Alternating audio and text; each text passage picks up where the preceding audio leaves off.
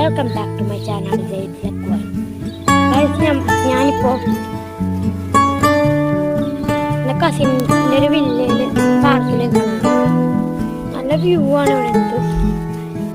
റൈസൻ്റെ കാക്കോടെ ഊഞ്ഞാലാടിക്കൊണ്ടിരിക്കണാണ്.